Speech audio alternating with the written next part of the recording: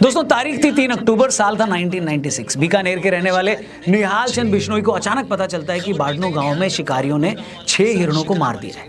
खबर मिलते ही निहाल चंद फौरन कुछ गांव वालों के साथ शिकार वाली जगह पर पहुंच जाते हैं। ये लोग शिकारियों को रोकने के लिए उन पर धावा बोल देते हैं। शिकारी इन लोगों को अपनी तरफ आता देख गोलियां चलाना शुरू कर देते हैं। इस गोलीबारी में निहाल चंद जी बुरी तरह जख्मी हो जाते हैं, मगर वो उस जगह को नहीं छोड़ते जहां मरे हुए हिरण पड़े थे। आखिरकार शिकारियों को बिना हिरण लिए वहां से जाना पड़ता है। कुछ देर बाद घायल निहाल चंद बिश्नोई की मृत्यु हो जाती है।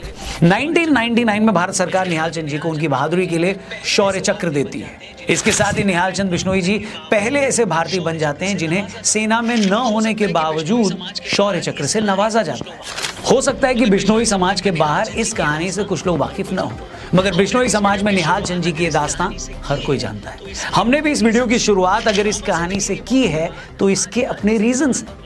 बाबा सिद्दीकी की मौत के बाद आज हर किसी की जुबान पर लॉरेंस बिश्नोई का नाम है। लॉरेंस बिश्नोई का ये स्टेटमेंट हर जगह चल रहा है कि जब तक सलमान खान काले हिरण की मौत के लिए माफी नहीं मांगते तब तक वो सलमान खान को माफ नहीं करेंगे। बहुत से लोग जो राजस्थान या इस इलाके के बाहर के हैं वो ये बात समझ ही नहीं पा रहे हैं कि आखिर एक हिरण को मारना इतना बड़ा मामला कैसे बन गया। बहुत से लोग लॉरेंस के इस गुस्से पर हैरान भी हो रहे हैं। लॉरेंस ने सही किया या गलत हम उसकी डिटेल में नहीं जा रहे, लेकिन हमारे व्यूअर्स के लिए यह समझना बहुत इंपॉर्टेंट है कि आखिर बिश्नोई समाज एक हिरण की मौत के लिए सलमान खान से आज भी इतना गुस्सा क्यों है। हो सकता है कुछ कौमों के लिए मासूम जानवरों को मार देना उनके ट्रेडिशन का हिस्सा हो, लेकिन बिश्नोई समाज ऐसा है जहां जानवरों को इंसानों की तरह ही माना जाता है।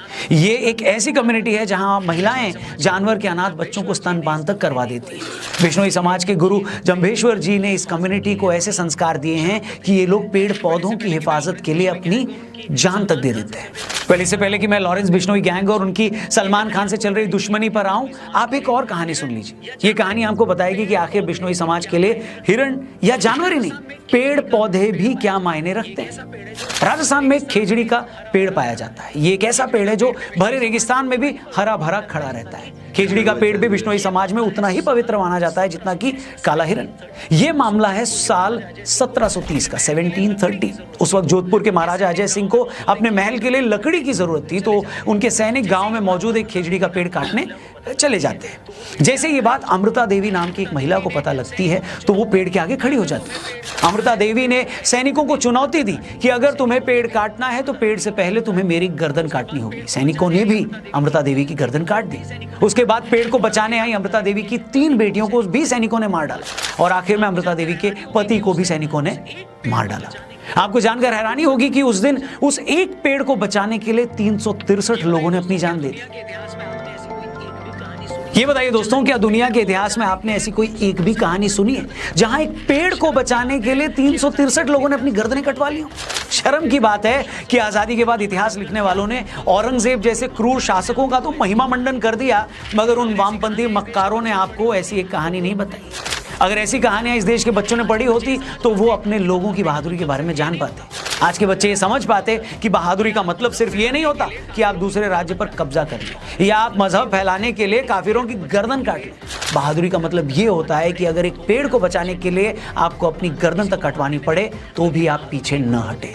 बहादुरी किसी को मारने में नहीं, बल्कि बहादुरी एक पौधे, एक जीव को बचाने के लिए अपनी जान तक देने में है। और भारत की ऐसी ही कहानियां हमारे पॉडकास्ट में आपको देखने और सुनने को लगातार मिलेंगी। इसके लिए आप हमारे टीआरपी चैनल को जरूर सब्सक्राइब करिएगा। डिस्क्रिप्शन में उस चैनल का लिंक दिया है। वीडियो में आगे बढ़ते हैं। लॉरेंस बिश्नोई का कहना है कि बचपन में जब उसे ये पता लगा कि सलमान खान ने जोधपुर में काला हिरण मारा है, तब से ही वो उससे बदला लेना चाहता था। जो लोग उस वक्त के बारे में नहीं जानते उनको ये बता दें कि ये बात है 1998 की।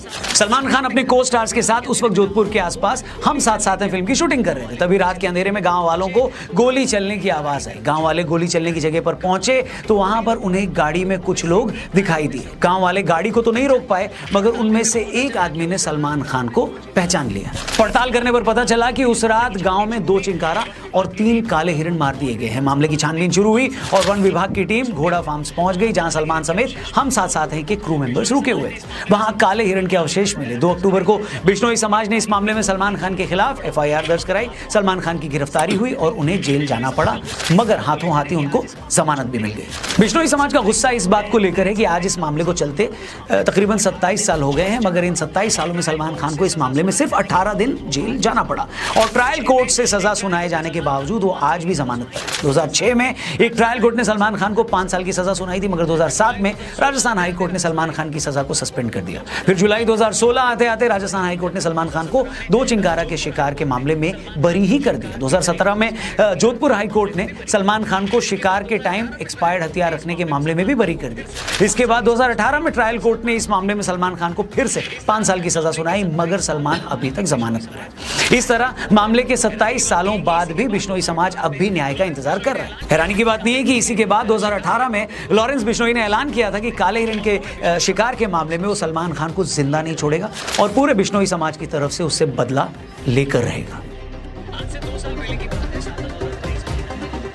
आज से 2 साल पहले की बात है। साल था 2022, महीना था जून का। सलमान खान के फादर सलीम खान साहब मॉर्निंग वॉक कर रहे थे, तभी उन्हें एक बेंच पर एक धमकी भरा खत मिलता है। उस खत में लिखा था, सलमान खान का हाल भी सिद्धू मूसेवाला जैसा कर देंगे। इसके बाद मार्च 2023 में सलमान खान के ऑफिशियल मेल आईडी पर 3 धमकी भरे ईमेल भेजे जाते हैं। इन ईमेल्स में साफ लिखा होता है कि अगला नंबर तेरा है, जोधपुर आते ही तू मूसेवाला की तरह मारा जाएगा। इसके बाद मार्च 2023 में लॉरेंस बिश्नोई जेल से एक इंटरव्यू देता है। उस इंटरव्यू में लॉरेंस बिश्नोई बताता है कि मेरा बचपन से एक ही सपना है, सलमान खान को मारना। इसके बाद अप्रैल 2023 में भी रॉकी नाम का एक लड़का फोन पर मुंबई पुलिस को सलमान खान को जान से मारने की धमकी देता है। इस साल उस वक्त हद हो गई जब 14 अप्रैल 2024 को सलमान खान के गैलेक्सी अपार्टमेंट के बाहर से 2 मोटरसाइकिल सवार लोग उनके घर की फर्स्ट फ्लोर की बैल्कनी पर फायरिंग कर देते हैं। इस पूरे मैटर में अब तक का सबसे बड़ा मोड़ तब आया जब कुछ दिन पहले मुंबई के एक बड़े नेता और सलमान खान के करीबी दोस्त बाबा सिद्दीकी की कुछ लोगों ने गोली मारकर हत्या कर दी। उस मर्डर के कुछ देर बाद ही लॉरेंस बिश्नोई गैंग ने इसकी रिस्पॉन्सिबिलिटी ले ली। यह खबर आई कि लॉरेंस बिश्नोई गैंग बोल रहा है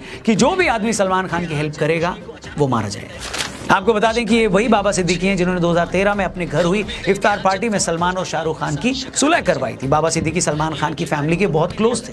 2015 में मुंबई सेशन कोर्ट ने सलमान खान को 2002 हिट एंड रन केस में 5 साल की सजा सुनाई थी। तब भी बाबा सिद्दीकी सलमान की बहन अलवीरा के साथ सबसे पहले हाईकोर्ट पहुंचे थे। उस वक्त उन्होंने सीनियर लॉयर हरीश साल्वे से कॉन्टैक्ट किया और साल्वे जी सलमान खान की सजा को उन्होंने सस्पेंड करवा दिया था, मगर बाबा सिद्दीकी की मौत से लॉरेंस बिश्नोई गैंग का कॉन्फिडेंस बढ़ा हुआ है। वहीं सलमान की सेफ्टी मुंबई पुलिस के लिए बड़ी सिरदर्द बनी हुई है। सलमान खान लगातार पब्लिकली आने से बच रहे हैं। मुंबई पुलिस ने सलमान खान के गैलेक्सी अपार्टमेंट के बाहर एक चौकी भी बना दी।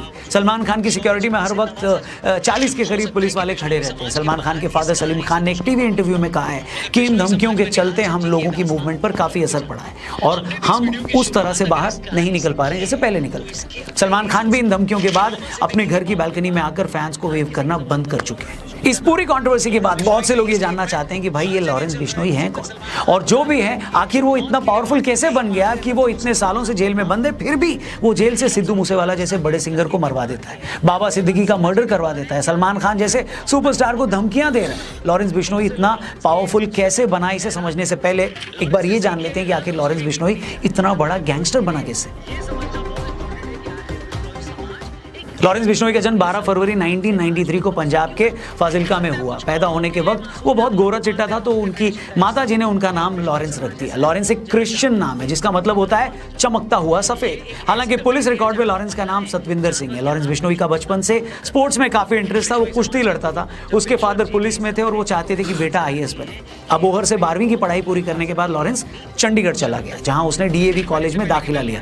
धीरे धीरे उसने स्टूडेंट पॉलिटिक्स में दिलचस्पी लेनी शुरू कर दी।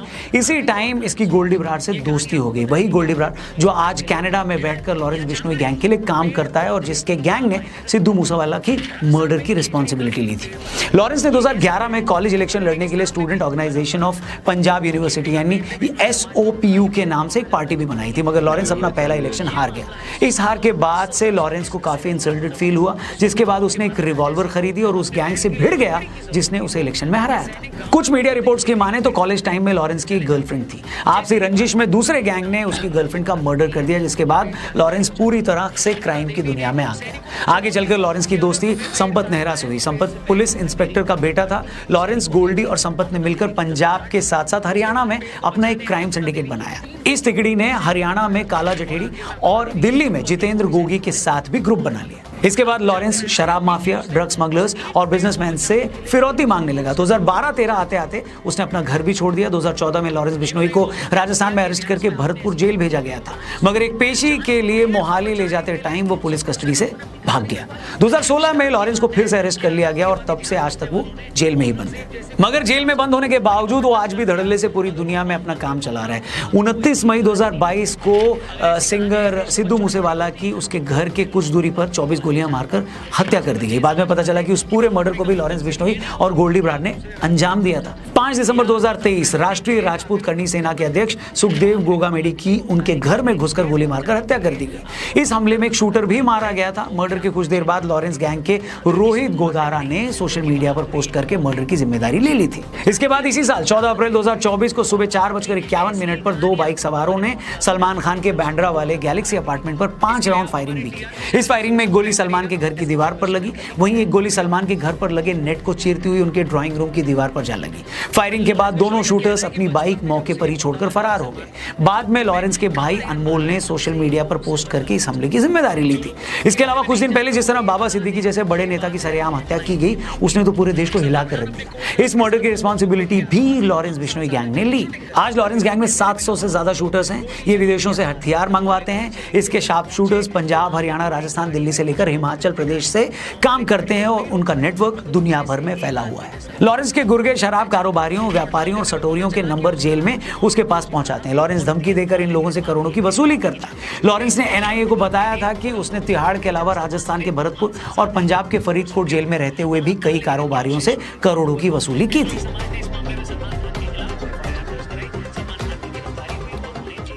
आज लॉरेंस बिश्नोई गैंग का नेटवर्क सिर्फ भारत तक ही नहीं है। ये गैंग गोल्डी ब्राड के थ्रू कनाडा से ऑपरेट करता है। गैंग के कई मेंबर्स कनाडा, यूके, यूएसए और दुबई में रहते हैं। इन देशों में लॉरेंस गैंग को फंडिंग मिलती है। ये पैसा हवाला के जरिए भारत आता है। Lawrence Bishnoi gang social media पर बहुत पॉपुलर है। इंस्टाग्राम, फेसबुक और यूट्यूब जैसे प्लेटफॉर्म पर उनके हजारों फॉलोअर्स हैं। अपनी सोशल मीडिया फॉलोइंग के थ्रू वो अपनी धमकियों की मार्केटिंग करता है। लॉरेंस की गैंग में बहुत बड़े लेवल पर नाबालिग लड़के हैं। इन लोगों को गैंग से जोड़ने के लिए ये एक क्राइम के लाखों रुपए मिलते हैं। आज लॉरेंस का नेटवर्क लोकल और इंटरनेशनल लेवल पर इतना मजबूत है कि वो जेल में बंद होने के बावजूद पूरी दुनिया में कहीं भी क्राइम को अंजाम दे सकता है। यही रीजन है कि सलमान खान को मिल रही उनकी धमकियों को पुलिस बहुत ज्यादा सीरियसली ले रही है। सलमान खान को लगभग अंडरग्राउंड होकर काम करना पड़ रहा है। इस पूरी कंट्रोवर्सी के बाद ऐसे भी लोग हैं जो लॉरेंस को एक क्रिमिनल की तरह देखते हैं, वहीं ऐसे भी लोग हैं जो लॉरेंस को हीरो मान रहे हैं। उनका मानना है कि कम से कम सलमान के केस में लॉरेंस गलत नहीं है। वो ये गिनाना भी नहीं भूलते कि चिंकारा के शिकार से लेकर हिट एंड रन केस तक सलमान के नाम भी बहुत से क्राइम है। इसलिए एक बहुत बड़ा सेक्शन सलमान खान के साथ आज कोई हमदर्दी नहीं रख रहा। हमारा मानना है दोस्तों कि किसी भी सिविल सोसाइटी में सब कुछ कानून के दायरे में होना चाहिए, फिर चाहे वो कानून लॉरेंस के मामले में हो या सलमान खान के मामले में। बाकी आप इस मैटर पे क्या सोचते हैं कमेंट करके जरूर बताइएगा। आप लॉरेंस बिश्नोई को लेकर क्या सोचते हैं, इस केस में सलमान को कितना ठीक या गलत मानते हैं, ये भी जरूर कमेंट करिएगा। वीडियो पसंद आई हो तो इसे शेयर करना मत भूलें। चैनल को भी सब्सक्राइब करके जाना। जल्दी मिलते हैं, अपना ख्याल रखिए। जय हिंद, वंदे मातरम। मेरा बचपन से एक ही सपना है, सलमान खान को मारना। इसके बाद अप्रैल 2023 में भी रॉकी नाम का एक लड़का फोन पर मुंबई पुलिस को सलमान खान को जान से मारने की धमकी देता है। इस साल उस वक्त हद हो गई जब 14 अप्रैल 2024 को सलमान खान के गैलेक्सी अपार्टमेंट के बाहर से 2 मोटरसाइकिल सवार लोग उनके इसको मारना जरूरी है बैन क्लोरे को। घर की फर्स्ट फ्लोर की बालकनी पर फायरिंग कर देते हैं। इस पूरे मैटर में अब तक का सबसे बड़ा मोड़ तब आया जब कुछ दिन पहले मुंबई के एक बड़े नेता और सलमान खान के करीबी दोस्त बाबा सिद्दीकी की कुछ लोगों ने गोली मारकर हत्या कर दी। उस मर्डर के कुछ देर बाद ही लॉरेंस बिश्नोई गैंग ने इसकी रिस्पॉन्सिबिलिटी ले ली।